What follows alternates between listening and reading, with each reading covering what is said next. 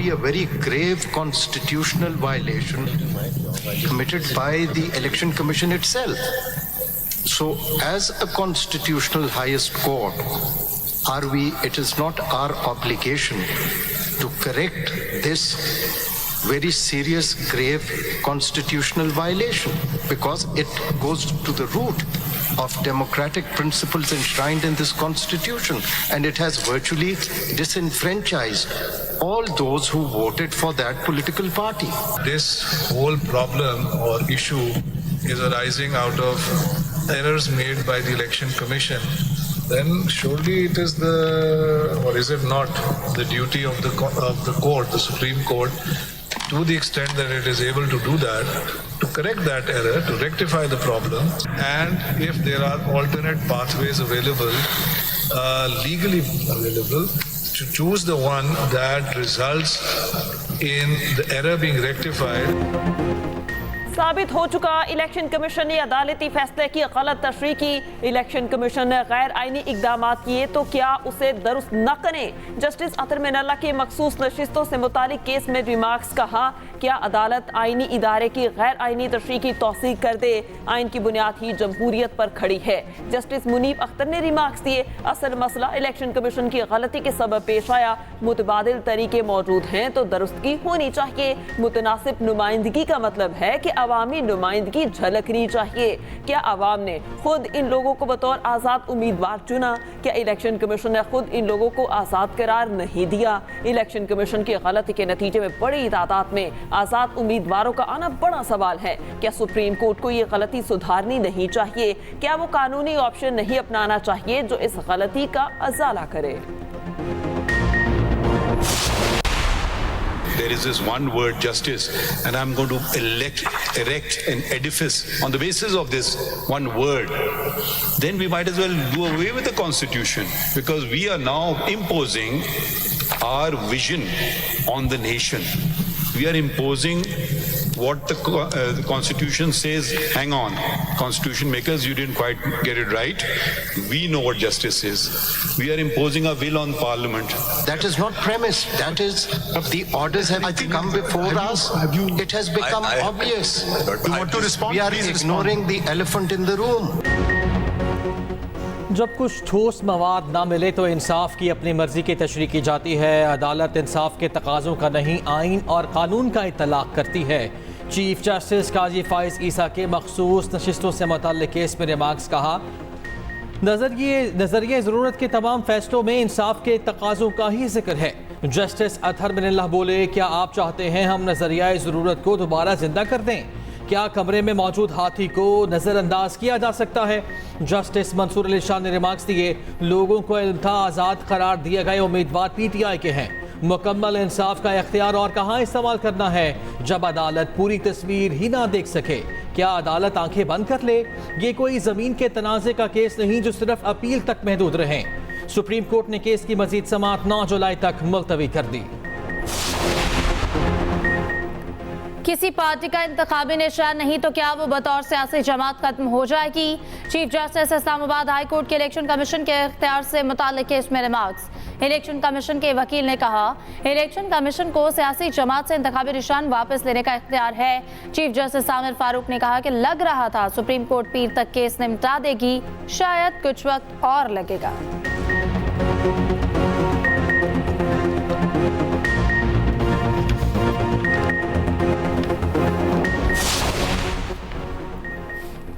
बानी पीटीआई की गिरफ्तारी गैर कानूनी है, फौरी रिहा किया जाए। अक़वाम मुत्तहिदा के इंसानी हकूक़ के लिए काम करने वाले वर्किंग ग्रुप का मुतालबा। कहा, बानी पीटीआई को आलमी कवानीन की खिलाफ वर्जी करते हुए कैद में रखा गया। बानी पीटीआई तोशाखाना और साइफर केस में बज़ाहिर कानूनी बुनियादों के बगैर हिरासत में है। लगता है कि सियासी मैदान से बाहर रखने के लिए सियासी केसेस बनाए गए। इंतखाबात के दिन दर्जनों पार्लिमानी नशिस्तें हथियाई गईं। मुनासिब हल ये है कि बानी पीटीआई को फौरी तौर पर रिहा कर दिया जाए। गैर कानूनी कैद में रखने पर हर्जाना भी अदा किया जाए।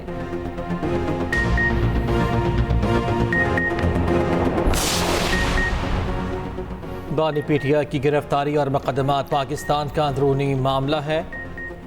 अदालतों के जरिए आइन और कवानीन पर अमल होता है। वफाकी वज़ीर क़ानून आज़म नज़ीर तारड़ का अक़वाम मुत्तहिदा वर्किंग ग्रुप की रिपोर्ट पर रद्द-ए-अमल कहा।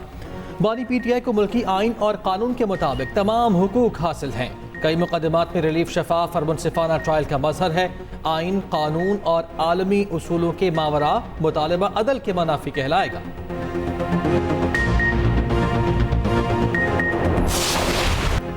पाकिस्तान में इंतखाबात की शफाफियत का मामला हमारी तवज्जो का मरकज है। ज़ेर इल्तिवा कांग्रेसी कानून साजी पर बात नहीं कर सकते। अमरीकी महकमा खारजा के नायब तर्जुमान वेदांत पटेल का पाकिस्तान से मुताल्लिक़ करारदाद पर रद्द-ए-अमल। कहा, अमरीकी जमहूरी निज़ाम में कांग्रेस हुकूमत की एक अलहदा शाख है। इंतखाबी धांधली का मामला पाकिस्तानी शराकतदारों से उठाते रहे हैं। हुकूमत पाकिस्तान पर जोर देते हैं कि इंसानी हुकूक और बुनियादी आज़ादियों का एहतराम करे। इसमें इज़हार राय की आज़ादी, पुरअमन इज्तिमा और मजहबी आज़ादी भी शामिल है। एक सवाल के जवाब में वेदांत पटेल ने कहा कि बानी PTI पर मुकदमात पाकिस्तान का अंदरूनी मामला है। पाकिस्तान और भारत को अपने मामलात खुद तय करने हैं।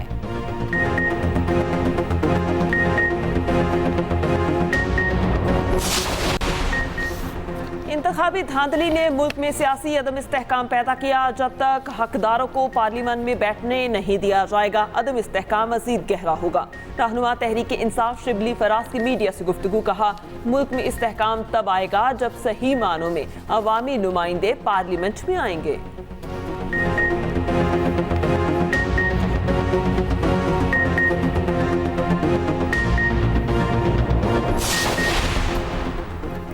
वज़ीर आज़म 2 रोज़ा सरकारी दौरे पर ताजिकिस्तान रवाना। शहबाज शरीफ ताजिक सदर इमाम अली रहमान से मुलाकात करेंगे। मुख्तलिफ शोबों में इश्तराकी यादाश्तों पर दस्तखत की तकरीब में शरीक होंगे। नायब वज़ीर आज़म इसहाक डार, वज़ीर दिफा ख्वाजा आसिफ, वज़ीर इत्तलात अता तारड़ और मामले खुसूसी तारिक फातमी भी ताजिकिस्तान रवाना। ताजिक सदर वज़ीर आज़म शहबाज शरीफ और पाकिस्तानी वफ़द के एजाज़ में इशाया देंगे। वज़ीर आज़म शहबाज शरीफ कल काज़ाकिस्तान रवाना होंगे। शंघाई ताउन तंजीम और SCO+ के सरबराही इजलासों में शिरकत करेंगे। वज़ीर आज़म इलाकाई और आलमी मसाइल पर पाकिस्तान का मौक़िफ़ पेश करेंगे।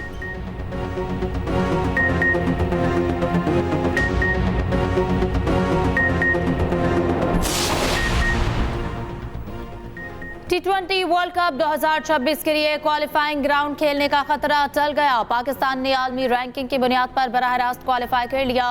भारत और श्रीलंका में शेड्यूल इवेंट के लिए 12 टीमों का ऐलान। जनूबी Africa, England, Afghanistan, Australia, Bangladesh, America, West Indies और न्यूजीलैंड शामिल। भारत और श्रीलंका को मेजबान होने की वजह से खेलने का हक दिया गया। पाकिस्तान और आयरलैंड को T20 रैंकिंग की वजह से शामिल किया गया।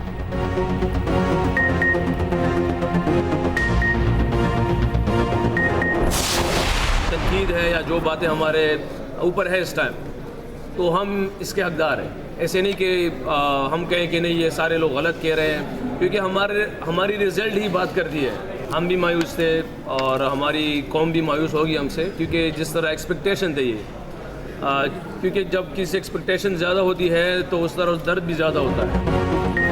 कौम की उम्मीदों पर पूरा नहीं उतर सके, तनकीद जायज़ है। Wicket keeper batter Mohammad Rizwan की न्यूज़ कॉन्फ्रेंस। कहा, शिकस्त के बाद हम तनकीद के मुस्तहिक हैं। हार की एक वजह नहीं, बहुत सी कमजोरियां होती हैं। अफगान टीम तवक्कुआत से बढ़कर अच्छा खेली। कप्तान बाबर आजम है, मुस्तकबिल का इल्म नहीं।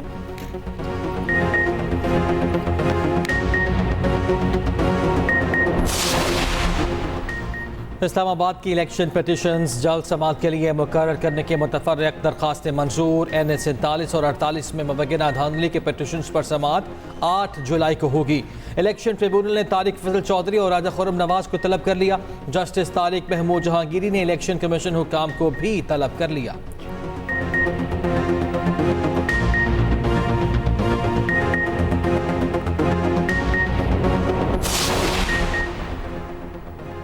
इद्दत में ने कहा कि इसमें सजा के खिलाफ अपीलों पर समाअत। बानी PTI के वकील सलमान अकरम राजा दलाइल देते हुए बोले।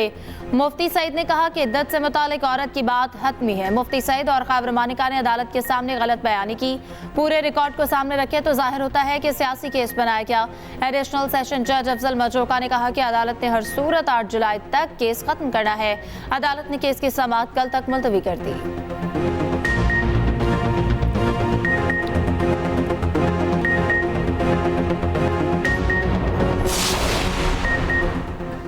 चीफ जस्टिस काजी फाइज ईसा की सरबराही में जुडिशल कमीशन का इजलास आज होगा। लाहौर और सिंध हाई कोर्ट के चीफ जस्टिस की तैनाती के लिए नामों पर गौर होगा। Chief justice Lahore high court के लिए जस्टिस शुजात अली खान, जस्टिस अली बाकिर नकवी और जस्टिस आलिया नीलम के नाम शामिल। Chief justice Sindh high court के लिए जस्टिस शफी मोहम्मद सदीकी, जस्टिस नेमतुल्लाह फुलभुट्टो और जस्टिस सलाहुद्दीन पनहुर के नाम पर गौर होगा।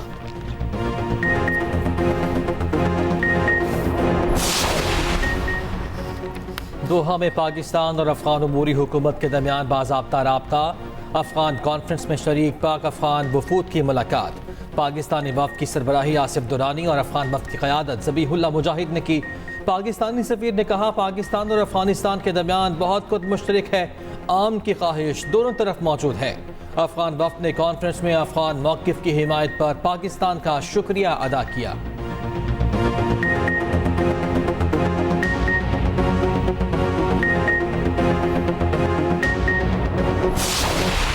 ने कहा कि ये बिजनेस फ्रेंडली बजट है। मुझे पाकिस्तान में लाखों कंपनी है, एक कंपनी ले आए जो ये कह दे कि ये बिजनेस फ्रेंडली बजट है। जो मुल्क अपनी बरामदात पर टैक्स लगाना शुरू कर दे, पूरी दुनिया जिस पर इंसेंटिव देती है, जेब से पैसे देती है कि आप मुल्क में इंडस्ट्री लगाएं, एक्सपोर्ट करें, मुल्क के अवाम को रोजगार दें, उस पर पाकिस्तान टैक्स लगा रहा है और इतना टैक्स लगा रहा है कि आज यहाँ से एक्सपोर्ट करना ही मुश्किल हो जाएगा। इस अनोखे तरीके से आपने पाकिस्तान के अवाम को लूटने की कोशिश की है। हुकूमत नैब को खत्म करने का वादा करके इक़्तिदार में आई, ऑर्डिनेंस जारी करके नैब को मजीद मजबूत कर दिया गया। साबिक वज़ीर आज़म शाहिद खाकान अब्बासी की हुकूमत पर तनकीद। कहा, बजट में सिर्फ अवाम पर टैक्स का बोझ डाला गया। मुल्क की कोई एक कंपनी बता दे कि ये बिजनेस फ्रेंडली बजट है। दुनिया में ऐसी मिसाल नहीं मिलती कि टैक्स की अदायगी के लिए भी टैक्स लगाया गया हो। अनोखे तरीकों से अवाम का बोझ बढ़ाया जा रहा है।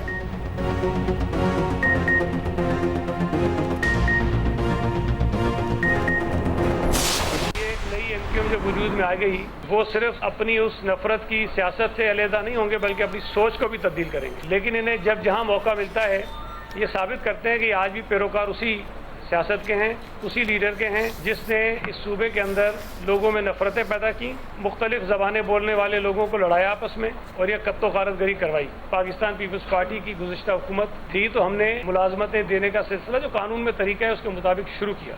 जो कोटा सिस्टम है उसका आगाज किया था लियाकत अली खान ने। और क्यों किया था? ताकि बंगालियों को एक अच्छी नुमाइंदगी मिल सके सरकारी नौकरियों के अंदर। खालिद मकबूल सदीकी एक बार फिर नफरत की सियासत कर रहे हैं। उनको नफरत का सबक बानी एमक्यूएम ने पढ़ाया। ये हर बार साबित करते हैं कि इसी लीडर के पैरोकार हैं। वजीर बल्दिया सिंध सईद गनी की प्रेस कॉन्फ्रेंस। कहा, सिंध हुकूमत ने मुलाजमतें कानूनी तरीक़ाकार के मुताबिक दी। कोटा सिस्टम लियाकत अली खान लाए ताकि बंगालियों को मुलाजमतें मिल सकें। जब भी सूबे में बेहतरी आने लगती है, एमक्यूएम जहर उगलने लगती है।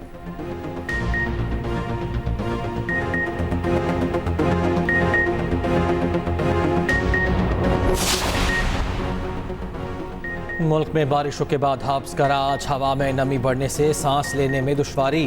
खैबर पख्तूनख्वा में बादलों का राज। दीन के मुख्तलिफ इलाकों में गरज चमक के साथ बारिश। गर्मी का जोर टूट गया। उधर बलूचिस्तान में कल से बारिशों के नए स्पेल की पेशगोई। ज़ियारत, खुजदार, कल्लात, लसबेला और जोब में बारिश का इम्कान। आवारान, बारखान, डेरा बुगटी और मकरान में भी बादल बरसेंगे।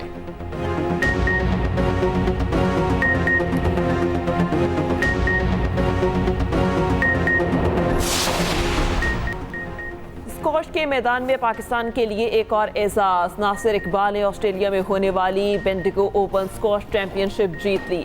फाइनल में नासिर इकबाल ने फ्रांस के मेटा कारुगेट को 3-0 से शिकस्त दी।